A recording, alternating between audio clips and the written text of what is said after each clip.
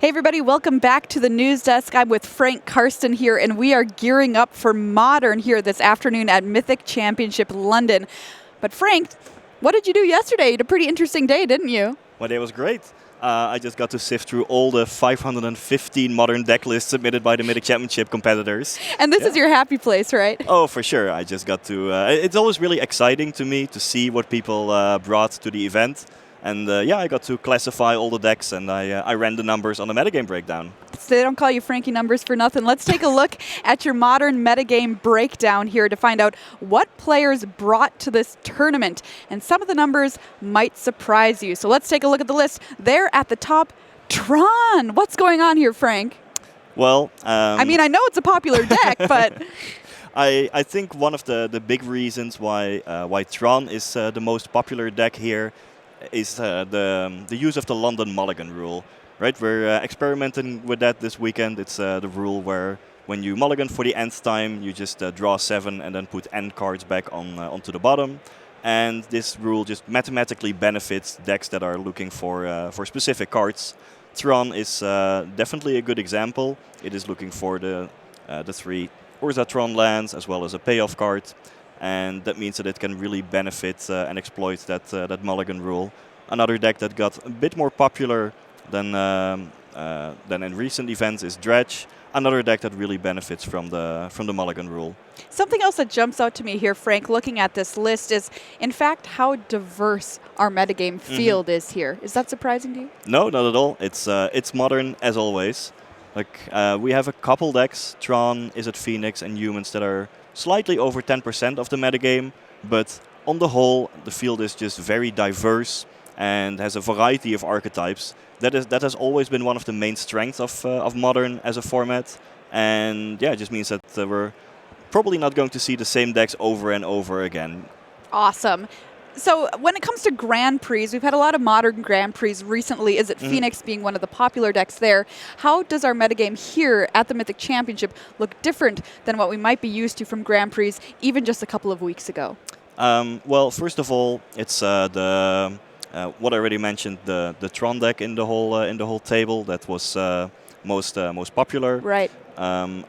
Dredge as well. However, there are also some decks that are a bit less popular. Burn is a big one. It just cannot really abuse the London mulligan rule very well. Well, like every card in your deck is a lightning bolt. Yeah, you cannot really benefit from card selection much. And 2 other decks in the table are also a bit more popular than what we've seen at the large amount of Grand Prix events that we've had at Magic events lately. Esper Control is a bit more popular, okay, and Humans is also a bit more popular. That's what I noticed, and I think there are actually 2 reasons for that. One is well, these decks gained a bit from Ravnica Allegiance. Humans got Deputy of Detention for the sideboard. Esper Control gained Kaya, Orzhov Usurper, which turned out to be actually very good, yes. Especially in Modern. And these decks also can benefit from the open deck lists that we have so this weekend. Explain that. Yeah, so starting from round 5, the competitors are going to be able to look at the main deck of their opponents before the match, as well as the names of the sideboard cards. But not how many. Not for how many in the sideboard, but you do get full numbers, names, quantities, everything for the main deck.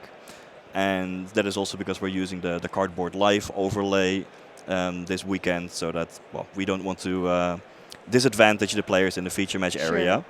But decks that have, say, Meddling Mage, now have an easier time to know what to name with it in game 1. So that's good for Humans.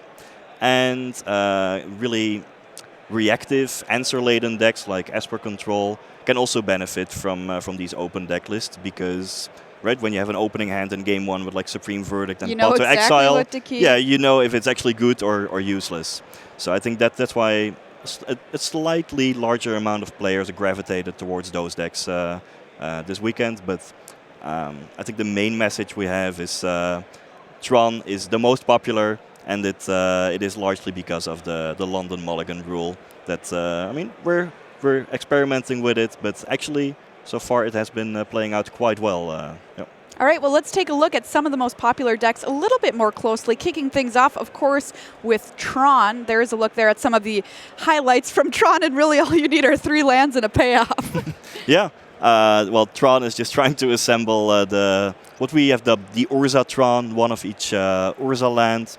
And then once they're on the battlefield together, they just tap for as much as 7 mana, allowing you to deploy powerful cards like Karn Liberated way ahead of time. Before we actually go to the next deck, before we forget, should actually mention that if you want to see all of the other decks, right, we had the metagame breakdown slide with was it like 49 other decks. There's definitely a lot of spice in there. If you want to see the exact breakdown, that will be up on the Cardboard Live overlay.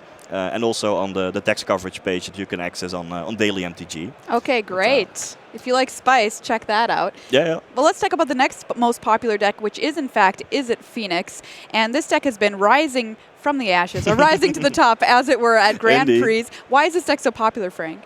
It actually didn't really exist before Arclight Phoenix was introduced in Guilds of Ravnica, but it has become the deck to beat in Modern in recent months. I think a large part of it is the combination of all the cantrips, the card draw spells that give lots of consistency to the deck, and also the 2 main threats, Thing in the Eyes and Arclight Phoenix, require different answers. Right, both of them work quite well with all the card draw spells, but I mean you can board in lots of creature removal spells to deal with Thing in the Eyes, but then you just lose to Phoenix Recursion. Right. But if you board in a bunch of Graveyard Hate to deal with recurring Phoenixes, you might just get overrun by Thing in the Eyes. So it is a hard deck to attack.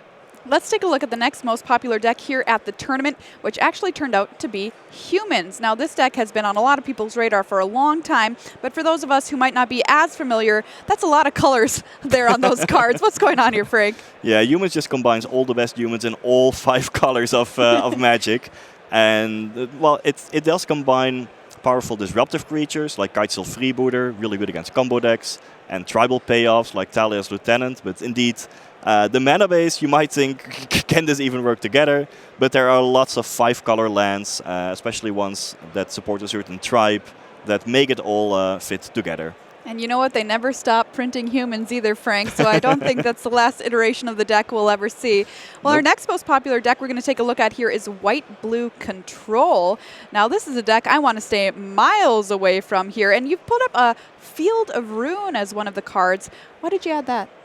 I added it just to differentiate White-Blue Control from some of the other variants, such as Jeskai or the Esper Control deck. Those could run Field of Ruin, but it just fits more snugly into a 2-color deck. And when, Tron is the most popular deck in the whole tournament, having access to that land disruption effect is pretty powerful. And at the same time, this deck is just the primary example of a control deck in Modern. Just saying no, answering whatever resolves, and then locking up the game with a Planeswalker. I love it. Saying no. White-Blue Control. If that's something you like as a Magic player, consider White-Blue Control. Well, let's take a look at another deck that a lot of people thought was going to be popular coming into this weekend, and turns out, they're basically right. Dredge. So we've got a new card that's been added to this Modern deck list, and a lot of times Modern decks don't really change a lot over time, but there it is, Creeping Chill. What's it doing in here, Frank? Well, I mean, Dredge is already all about the graveyard, just milling over your deck and then getting some benefit out of it. It mainly relies on creatures that can return to the battlefield for free, but Creeping Chill, which was added in Guilds of Ravnica, definitely adds a lot of reach to the deck. Sometimes, when combined with Conflagrate, you can even deal 20 damage without ever attacking, which is just crazy. But and at the same time, Dredge is a really good deck when you have the London Mulligan rule. Sometimes even like a 5-card hand is better than a 7-card hand, because you can just put these Creeping Chills back on the bottom, shuffle with a fetch land, and your future Dredges are better. However, this is also a deck that is easily hated out, with cards like Laydown of the Void and other graveyard hate. Opponents also find those cards more often with the London Mulligan rule, so it's not like Dredge is completely dominating. People are ready to attack it. Well, let's take a look now at the overall cards used in the tournament and find the most popular cards that the players have brought with them in their deck boxes. Some pretty interesting stuff here, Frank, but there's something in common with all of these cards. Yep, all of them cost 1 mana. So indeed, I just ran the numbers on what the most played cards are. Surgical Extraction, there's 569 copies among all modern deck lists that are Nice. submitted. So actually more than one copy of Extraction per deck on average. But yeah, like we just didn't have time to show you all the 50 modern decks in the format. But this gives you a nice view. If you want to succeed in Modern, just go for 1 mana cards, either interactive spells or card selection spells. Modern is a fast format.